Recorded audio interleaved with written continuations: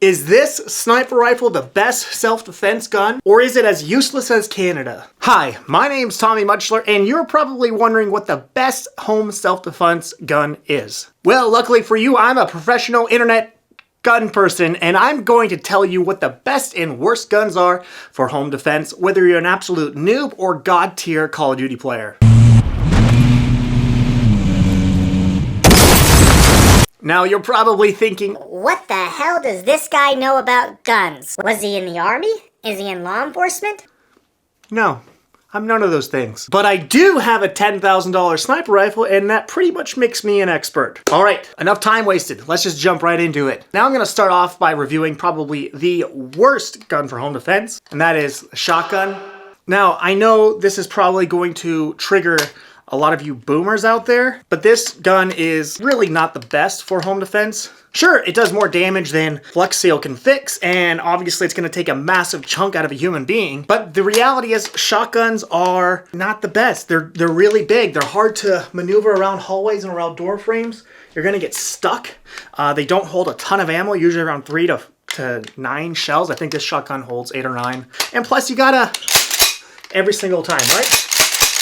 Which is fine if you're an expert shooter, but if you're a brand new shooter and you don't have a lot of training, this is probably gonna be less than ideal. Now, I know a lot of gun internet experts like me will tell you, just rack it.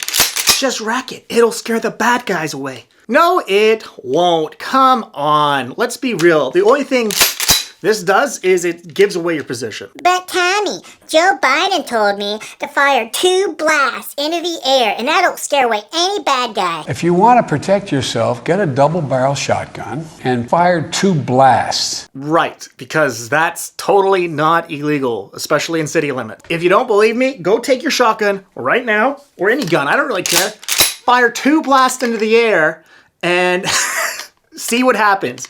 Let me know how that experience with the cops goes. But don't take my word for it. I'm just some guy on the internet. What the hell do I know? I'm gonna go ahead and rate shotguns at 2 blasts. Fire 2 blasts. Thanks, Joe Biden. All right, now let's move on to pistols.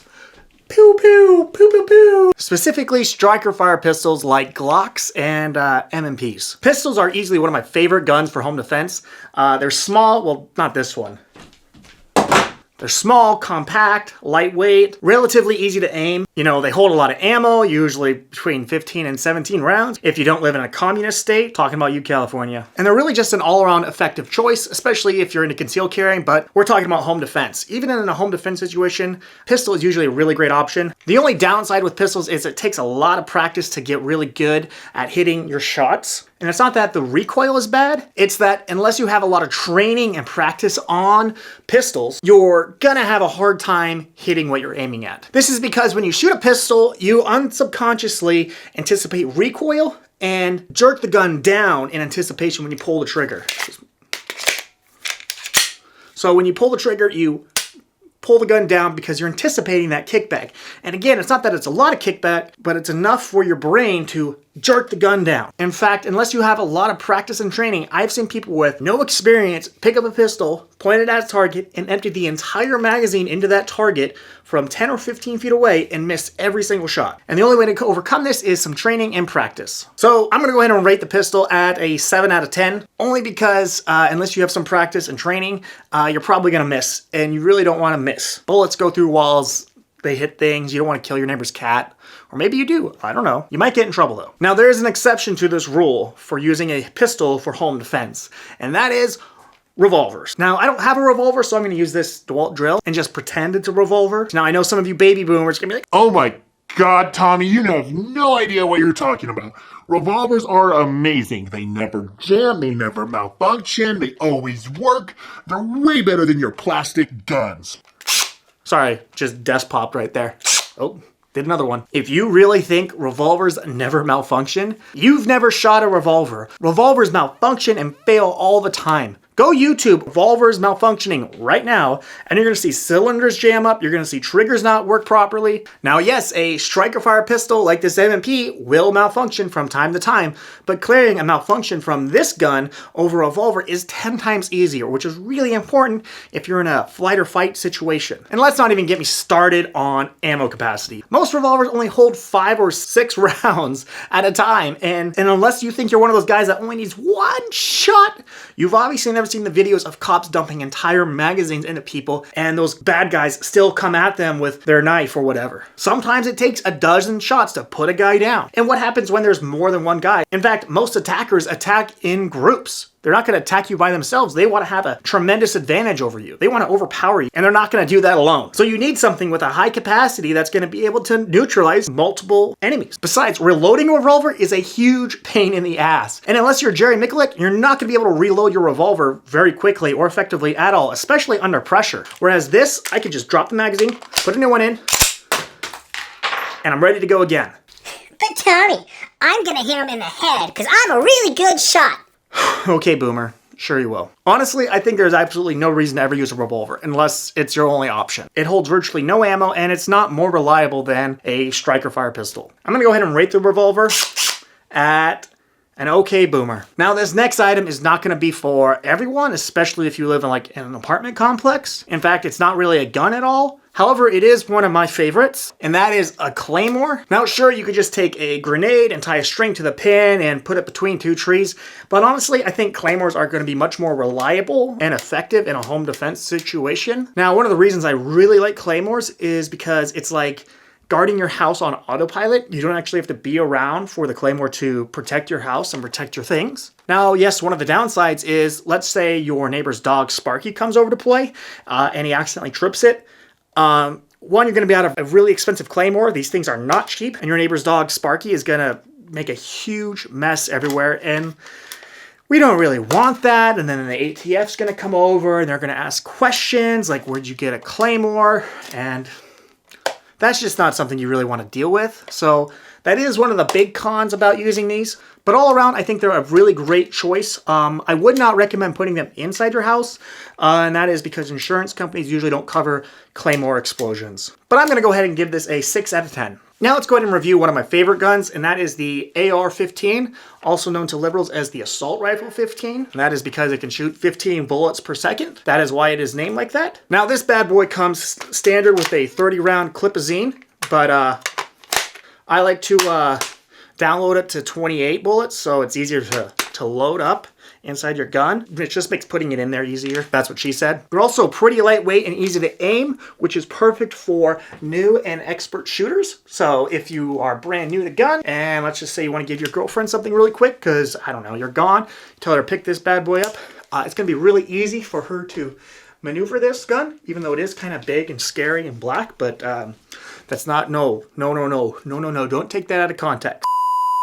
Now, the way I run my gun is I got a aim point red dot on here. I got a flashlight, a silencer, and of course a sling on here in case I go around a corner and a bad guy grabs my gun. He can't rip it off my body. Now, the main reason I run all this gear on here is mostly because it looks cool. And when you're in a home defense situation, that's the only thing that really matters, is looking cool. Now, really, the only con and complaint I get about these guns is bullet penetration. And no, I'm not going to make another your mom joke about penetration right now. However, a lot of people don't like these guns, specifically the 5.56 round that it shoots, because it's going to go through like 10 houses. And it will. It probably will. But that's true for any bullet. And that's kind of the point of bullets, is that they penetrate, that they go through people, right? There is not a magic bullet that's going to go through a person and not a wall. But like I said, every single bullet will penetrate walls. Even this 22, this mare's leg, shoots 22, it's going to go through like 10 pieces of drywall. And this is where one of the 4 firearm rules really comes into effect, and that is knowing what is beyond your target. So if you're in a home self-defense situation, you really need to know, okay, if I'm about to shoot this bad guy, you know, are my kids in that room behind there?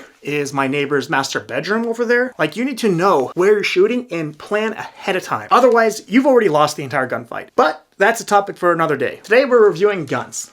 AR-15, 9 out of 10. Now, I know what you're thinking. Tommy, what about the gun from Fortnite? Is that a good gun for home defense? Oh, you mean the Scar 17? No, I think it's a horrible weapon for self-defense.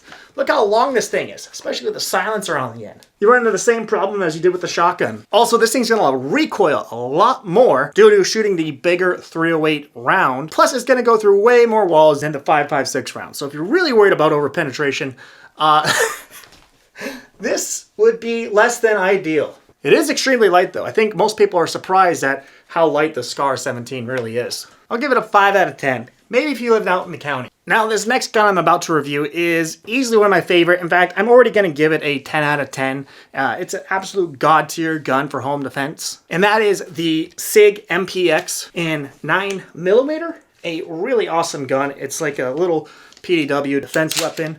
It's kind of like the MP5, except way more modern and way cooler. It's kind of set up very similar to an AR15, except way smaller, especially if you take the silencer off. The barrel is only like 4.5 inches. Like look how tiny this thing is.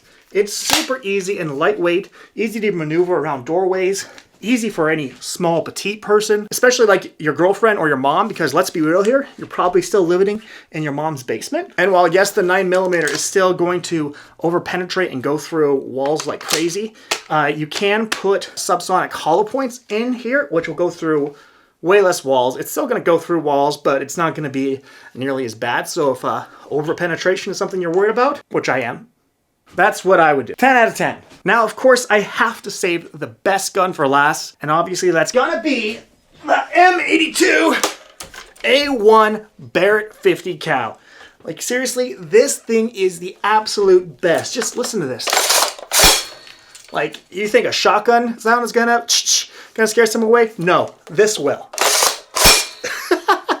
I mean, this thing is super lightweight. It only weighs 45 pounds. Super easy to maneuver around doorways. Perfect if you're smaller or a petite. Would highly recommend. Has this little bipod if you want to put it on the ground. If you're a wuss, we're gonna go ahead and just fold those up. I don't need those. Not for any home defense situation.